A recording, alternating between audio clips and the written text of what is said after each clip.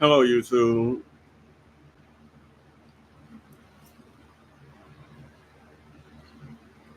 I'm back again with another live video. In today's live stream, I'm going to continue to read My Sister Tommie, The Real Tammy Terrell by Louis Montgomery and Vicky Wright, with a foreword by Dionne Warwick. This is the second expanded edition book, so I'm pretty sure you might see a lot more or get a lot more details in this book than the other versions of the book.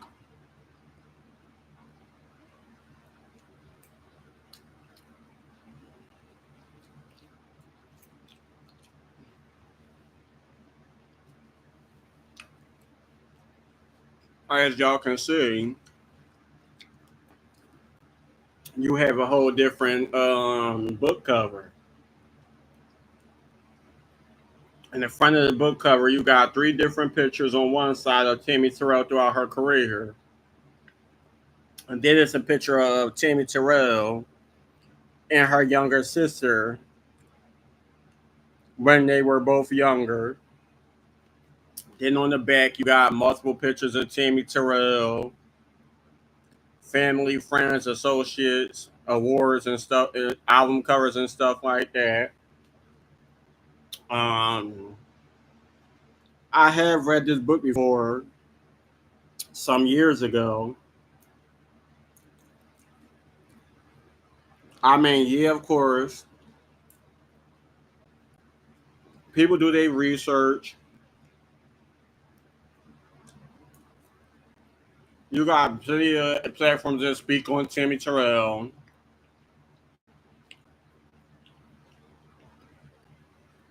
You have the unsung episode.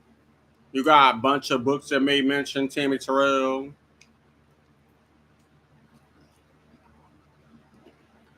You even have the Temptations movie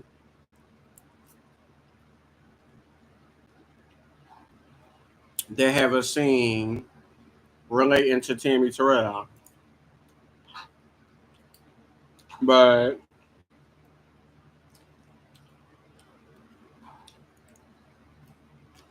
with this book, I guess the sister felt like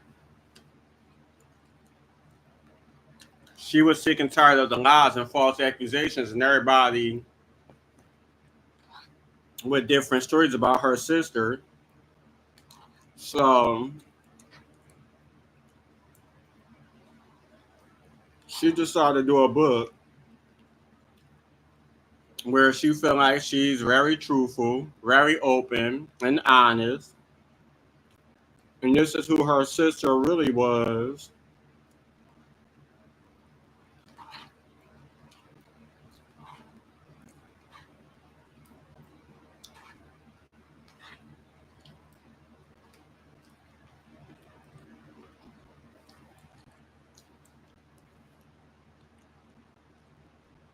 From the time she was born, all the way all the way to the time she passed.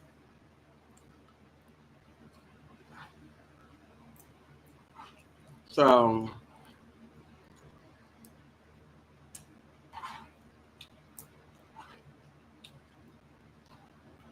y'all have to go back to the other videos to catch up on where I'm at. So in the last chapter that I read probably sometime late last night or early this morning,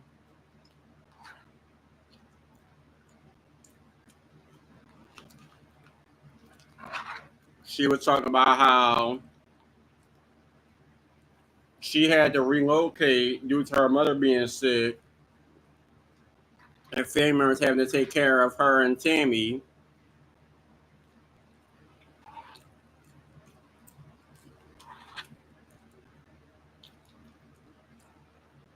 She talked about how things were different from how life was when she lived in Philadelphia, and how life was when they had to relocate. I mean, they had to relocate to I think it was Sumter. How they were introduced to slavery and many other things, and then when they came back to Philadelphia, she gave very little detail about an incident where Tammy Terrell at a young age was raped and beaten by some neighborhood boys. And she did mention that they were eventually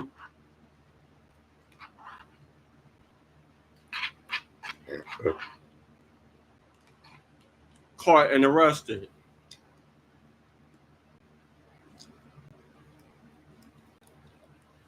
And she was very careful with the details. Of course, you're not about to put everything in the book.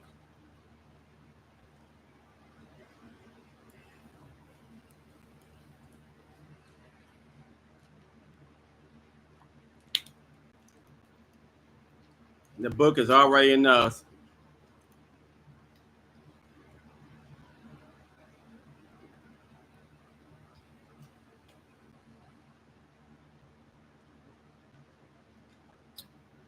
So anyway, let me stop talking.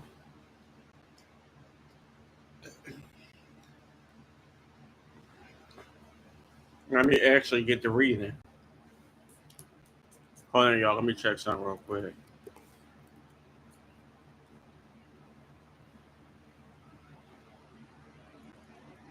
Now I'm trying to get my mind together because I just got off the phone with somebody. Well, pretty much not the phone, but like I got off of Facebook Messenger with somebody and things ain't go good. So here I go reading this book for y'all. Once again, this is My Sister Tommie, The Real Tammi Terrell by William Montgomery and Vicky Wright.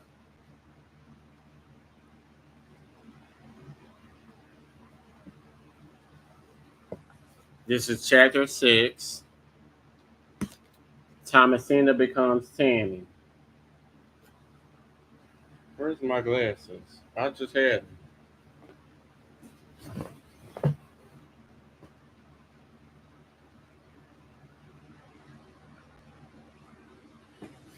Where the hell did my glasses go that fast?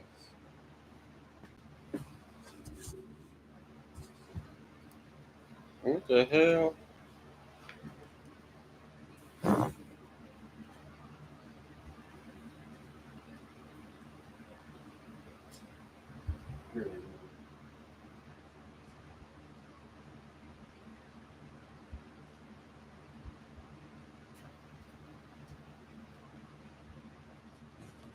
My bad, y'all. I had to get my glasses.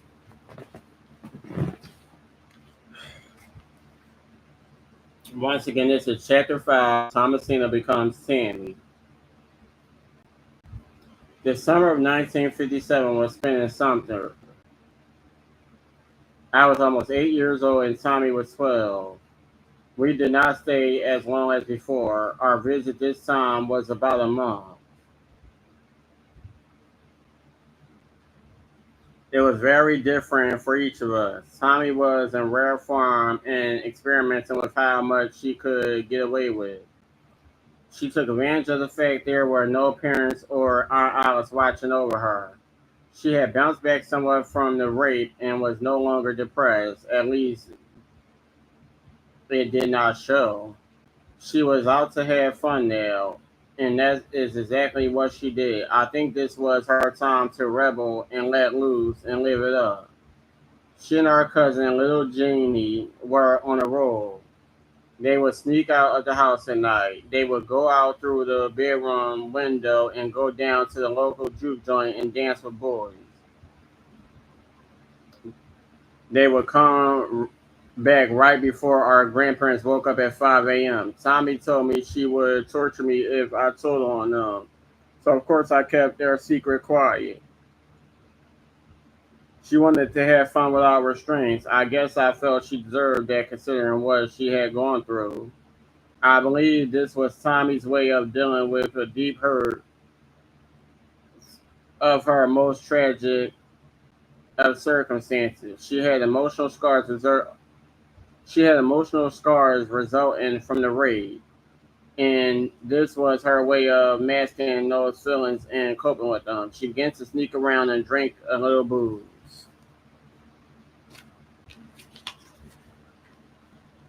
Tommy and Little Jeannie would go dancing whenever they found the opportunity to do so. It did not happen all the time, but it happened. She slipped under the radar and was never caught the entire time we were in Sumter. One month in our month in Sumter was peculiar. We were always right beside one another, yet we were having a very difficult excuse me, yet we were having very different life experiences simultaneously. Mama Janie insisted that I kill a chicken for Sunday dinner. I never killed a bug, let alone a chicken. She handed me a hatchet and said, "Go catch that big chicken and cut off his head." Although the thought repulsed me, I did what she asked me to do. I caught the chicken, but I just could not kill the poor thing. Mama Jenny was fuming. She was so disgusted with me when she came to see what the holdup was. She grabbed the chicken from me and wrung his neck. It ran around the yard for several moments without a neck, jerked for a while, then died. I was completely flabbergasted and unnerved. The night the chicken was on the table along with that night the chicken was on the table along with mashed potatoes and vegetables. I could not bring myself to eat a bite of anything. My knees were shaking under the table. Tommy knew I was upset, so she tried to confront me by placing her hand on my knees to stop them from shaking. I swear I saw feathers on that thing sitting there on the table. I was dismissed and went to bed on an empty stomach. Tommy later bought me some tea for my upset stomach, and I lay in her arms until I fell asleep. I did not speak to Mama Jenny for the rest of our visit. Tommy and I were partial to Pop Oscar. He let us be ourselves. He taught us to be individuals. He loved to tell us stories, especially spooky ones. We loved to sit on the porch at night with him and just listen to him talk for hours. I recall we made a huge batch of brownies for him, and Tommy got so angry because he ate the whole darn plate and didn't leave us the teeniest crumb. He was a one of a kind grandfather. By the end of August, we were on our way back to Philly on a train. We did not return to Sumter until many years later when we attended Pop Oscar's funeral. It was September now, and we were back in Philly to begin the new school year. Everything seemed to be running smoothly. Tommy began junior high school at Roosevelt along with her cousin Grace, while I was still in Emlyn Elementary. I was getting good grades now. Aunt Alice was working hard as ever. Mommy was doing fairly well at the time, and Daddy was making a huge sum of money now. Everything seemed so peaceful. And I thought at the time that our family was such a wonderful one. The only thing that was abnormal during this time was that Tommy began to get headaches. Often she would stay home from school because she had done frequently. There was a blue vein under her eye, and it would begin to budge and pop out when her head started to pound. Cousin Grace remembers.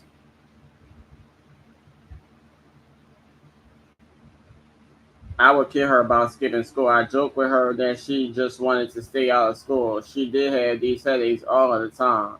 I remember the vein under her eye. I'd ask her if she did not feel well. I could tell when she had a headache coming on.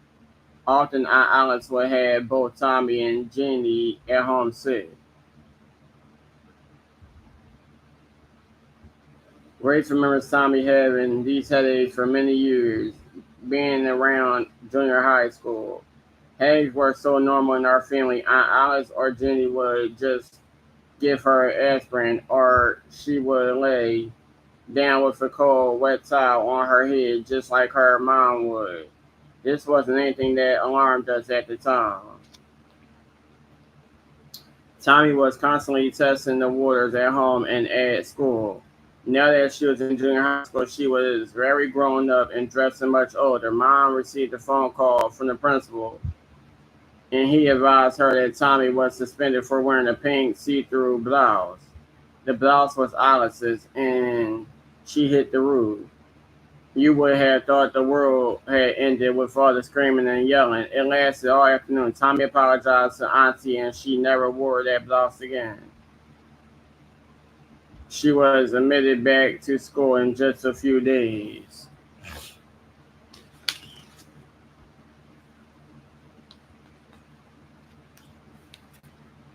Alice never forgot that incident, and she put a big lock on her bedroom door. Alice was angry, and her rage led Tommie to compose a rhyme based on Cruella de Vil, the evil character in 101 Dalmatians. Aunt Alice Graham, if she don't scare you, nobody can. Aunt Alice Graham.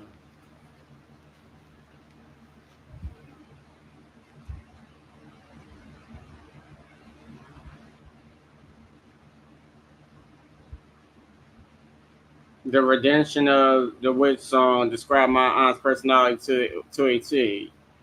We would sing this song whenever Alice was out of earshot. We were subjected to Aunt Alice's anger on many occasions. I know now that it was from something in her childhood that she never dealt with. She is a good person, but still angry about something in her past. Tommie seemed to be acting strange after the suspension from school. I caught her smoking in the bathroom. Tommie and Grace would smoke together as well. Tommie made me promise not to tell her, else she would strangle me.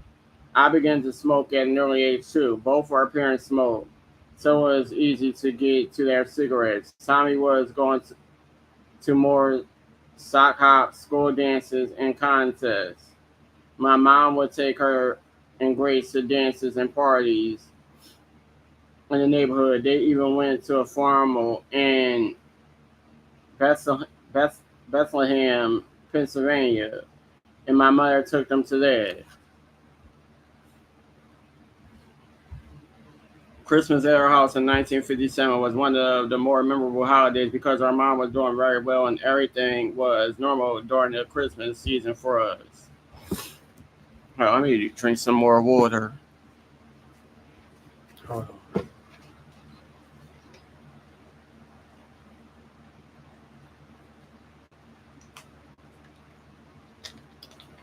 Oh yeah, I gotta pee.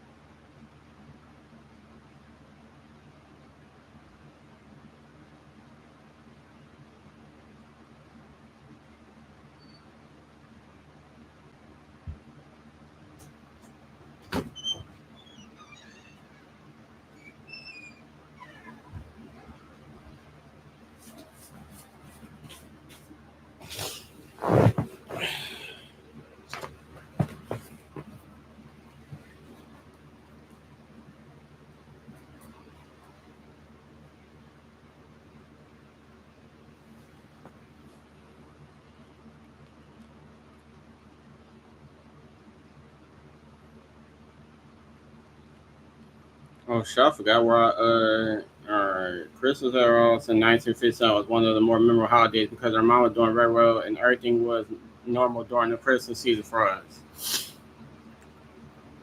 I know Tommy did not believe in Santa Claus at that time, but I certainly did. Tommy helped me make cookies, a sandwich, and hot cocoa with a cinnamon stick in it for Santa. I saw him that night. You cannot tell me that it was not him. I believe what I saw. He put our presents under the tree. It was a wonderful Christmas because we were all together and mommy was well. Tommy and I got all the gifts we had asked for. I asked for a doll in a doll house. I also got some clothes and a few new games.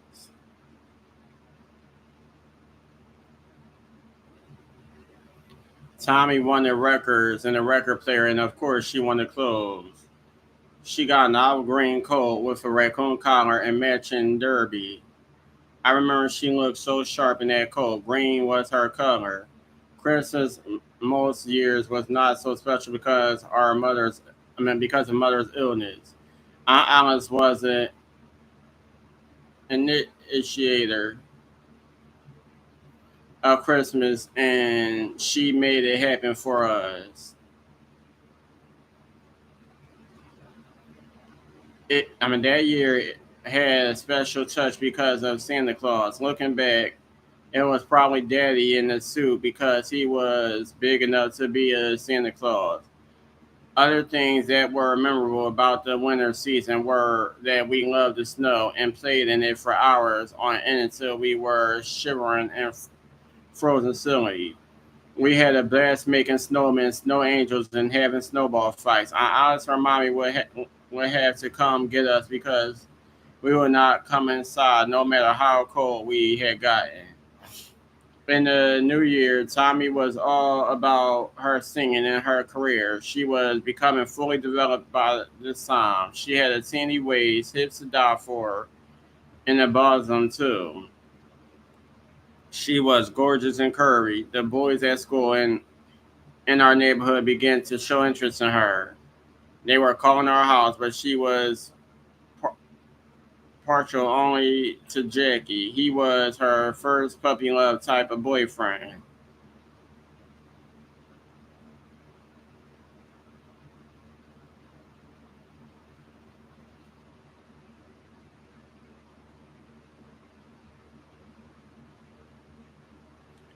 She would talk on the phone at night while she was in bed, always whispering. Jackie would get jealous and sometimes irate at Tommy because all of the other boys would try to catch her eye. I know that he knew his girl was special. There was a woman named Miss Taylor who made our clothes. She made a mohair lime green suit at Easter for Tommy. Tommy stepped out on the front porch in that suit with a white blouse, stockings, and lime green shoes. Traffic stopped and horns were honking. She was nearly 13 years old with the figure of a woman. Tommy liked the attention of the boys, although she could get annoyed when it got too much. Then she would send me out to tell them all to go away. The boys would show up in the morning to give her a ride to school. On any given day, she had her choice of what boy and what car. She had many platonic boyfriends as well. They showered her with attention. Tommy had little interest in me anymore. She wanted to hang out and have fun with Grace and her friends. Grace says we would go bowling and roller skating. If we didn't have money, Tommy would get money from her dad's pockets for candy or ice cream. And we would go roller skating or to the movies. We would take turns and pay for each other. If I didn't have money, she would pay for me. And if she didn't have money, I would pay for her. She was a giver and a very fun person. She loved everybody and liked to have a good time. George Coverdale Coverdale was a neighborhood friend of Tommy and also attended Roosevelt Junior High School with her. I was 1 year ahead of Thomasina. We were platonic friends, he calls. or he recalls. We would go to a lot of red light parties, or what they call basement parties in Philly. That was when the kids would have a party with punch, chips, and other snacks. We would be dancing and music and just talking and hanging out. The parents were home upstairs for these kinds of parties, and they would come down and end things when it started to get too late. I never attended them, but I know about them. The kids would have the party in the basement most of the time, and there would be a red light bulb or maybe a blue light bulb to light the entire room. We would listen to music and just hang out and talk. There were no drugs or anything like that back then. Thomasina was fun loving and had a zest for life. We had a group of friends in the neighborhood, and she was very popular in Germantown. Thomasina had an abundance of friends around her at the time. I remember her coming over to my house to visit. My uncle was Cab Calloway. She would knock on the door and say, "Is Cab here? Can I come in and see Cab?" She would visit with my uncle and me often, just the three of us. We had good times together. My uncle Cab was a big shot then, and he drove to Lincoln Continental. Hopefully, I said that right. Damn, I so hurt.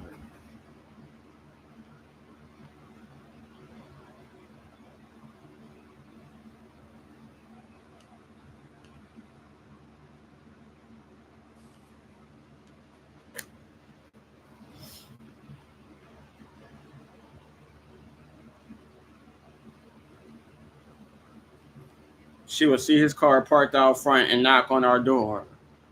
He was a gentleman to her. She was so excited to come by and meet with him and hang out. Sissy W also knew Tommie at this time. We lived next door to Miss Kitty. Thomasina was seeing my brother Paul. It was just a puppy love type of thing and nothing serious at all. They were young. He was 14 and she was about 13 maybe. She and I spent many days and hours together talking on the porch and walking to the park on the weekends. Sometimes during the week, we would go to the playground. She was such a bubbly person and so much fun to be with. I never forget Thomasina's big, beautiful smile. Ludi was younger, so she was not with her when she came over to Miss Kitty. We would spend hours on the front porch talking about life and boys. She had great visions for her future and a wonderful sense of humor. We would laugh and have so much fun. My brother really liked her a lot. She was a mature young lady at that time and had a love of life. Grace said she was childlike with the maturity of a young woman. Her focus was music. Tommy would go over to her friend Caroline's house. They had a piano and Tommy would play it all the time. She could play very well, and Caroline's mother said she was a great singer and piano player. She played by ear and she began to write little songs too. I understand now that my sister's friends were what she needed at that time. You could really see her growth and her journey unfolding. She was able to endure her personal pain. She put her mind on her singing and simply was trying to be happy and enjoying life by get by grasping the moment. She knew who she was at a young age. She was able to pick herself up, dust herself up, and literally keep going no matter what cards were dealt to her. Damn, this chapter is pretty long.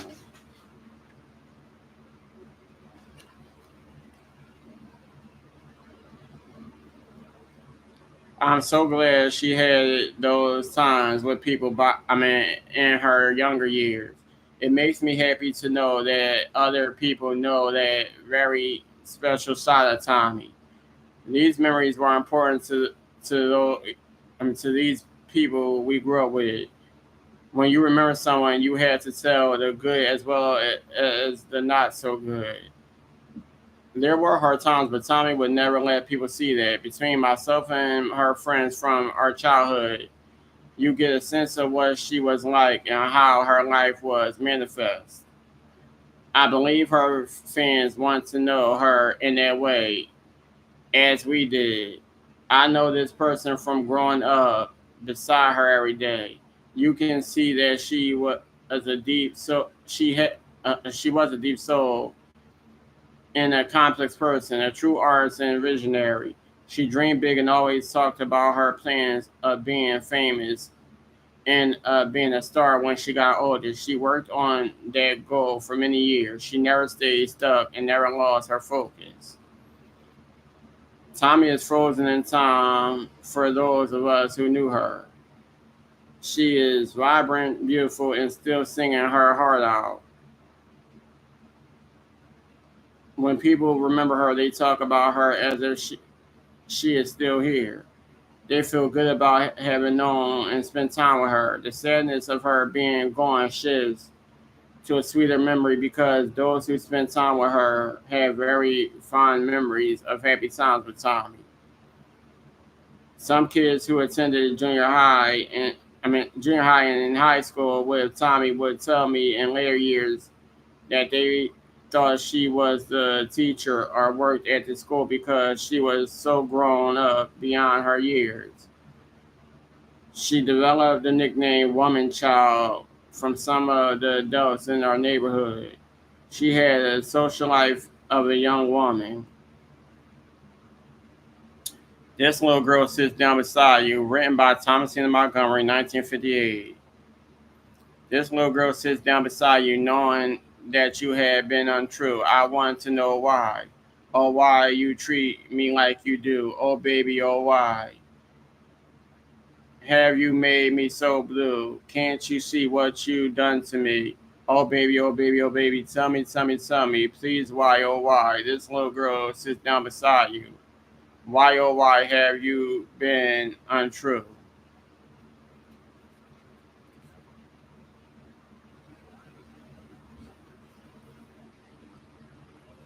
April 1958. This later became known as one of the baby boomer years. Tommie was 13 years old now, and she was a little starlet. All the time performing in shows, she was always listening to her records, practicing her singing, and fine-tuning her voice. She had so many friends now at Roseville Junior High School. Some of her friends were older and driving cars, so she was hanging out at the soda shops and hoagie stands. She was always able to get a ride to a talent show or contest. Tommie was grooming herself for her dreams of the future. She had only herself on her mind. Tommie did not seem to be worried or preoccupied with Mom's situation, but I was still enmeshed with Mother's illness. I, I had that on my shoulders, and I felt I had to be there for her emotionally. Although she was doing pretty well now, I was still so worried about our mother, and I was beginning to see less and less of Tommie. By now, she loved to experiment with makeup and hairstyle. She put on eyeliner and lipstick and would emulate her favorite singers and do impressions of for us all the time. Tommie's Ella Fitzgerald impression was flawless. She loved the attention that singing and talent shows gave her, much like when she sang in our backyard when she was younger. Now she was getting a taste of the stage, and the audience would applaud her, which gave her that much needed feeling of being appreciated and loved. Her voice was like an instrument. She would sing like Donna Washington one minute and Billie Holiday the next. Tommie would be paired against other singers in these talent shows and would win all the time. She had seen the Debbie Reynolds movie Tammy and the Bachelor and informed us that she no longer wanted us to call her Tommie. She was now Tammy with a Y. Of course, she tried to get us to call her that but she was still Tommie to us. When it came to her career, she wanted to be addressed as Tammy Montgomery. So when she was in the talent show, they would introduce her as such. She thought Tammy was a pretty name and Tommie was too tomboyish, but her family and friends always referred to her as Tommie. Our cousin Grace, Lola Falana, and her brother Fluffy and Tommie spent a lot of time together. They were inseparable. Often Tommie and Lola would do talent shows together. The crowds went nuts when the two of them were performing.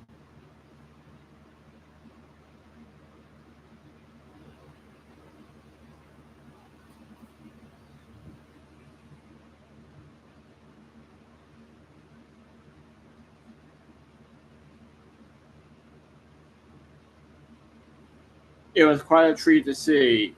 Lola's family lived on Magnolia Street, about 1 block from Roosevelt Junior High. Tommie, Lola, and Grace were such beautiful girls. Tommie always had a very pretty friends. She loved to look nice, smell nice, and hang out with her pretty girlfriends. I even dared a little bit in the talent contest during this time. It was brief but yet memorable. My best friend Cookie and I entered a talent show at the town hall. It was the hula hoop contest. We called ourselves the hula hoop queens. Cookie could hula hoop like a pro belly dancer. She was really good at it. When it was our team's, what? When it was our turn to be on stage, we started hula hooping. We were doing really good, and then mine fell down, and we heard the crowd moan in unison. A sad collective awe. Cookie was so mad at me because we lost. The incident made me realize I was not like Tommie. I was not wired to be a stage performer. I disappointed my friend, and that was enough for me. Tommie could win or lose a talent show, and it did not matter. As far as she was concerned, it was a trial and error for where she was hidden. I was just too sensitive to take the rejection. It was harder for me to handle that. While Tommie was doing her thing with Grace and Lola, I was enjoying the TV show. Sometimes Tommie and I would spend a little time together watching television, but she was out a lot. What? But she was out a lot now. I was 9 years old, and after my chores were done, I found pleasure in escaping in the TV shows that were on in the evenings and after school. Tommie and I loved the Red Skeleton show. She and I would watch him every time he was on.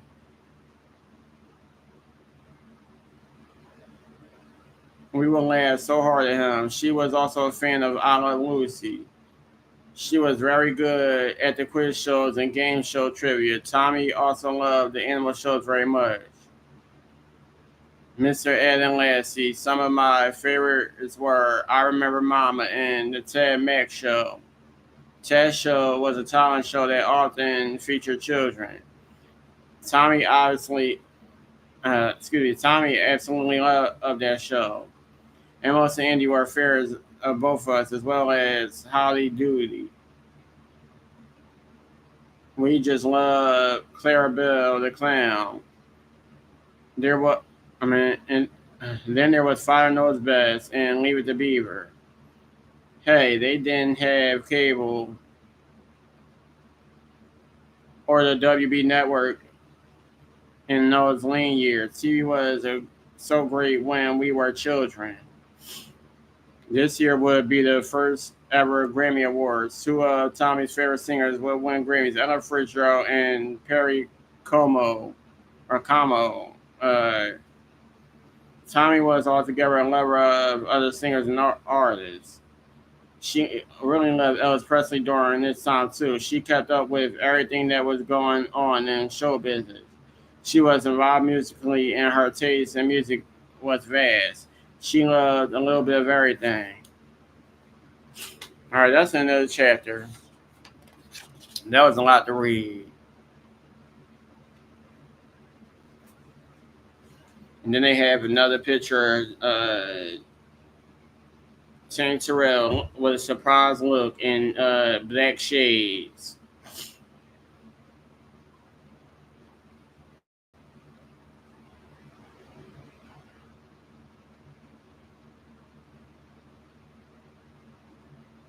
All right.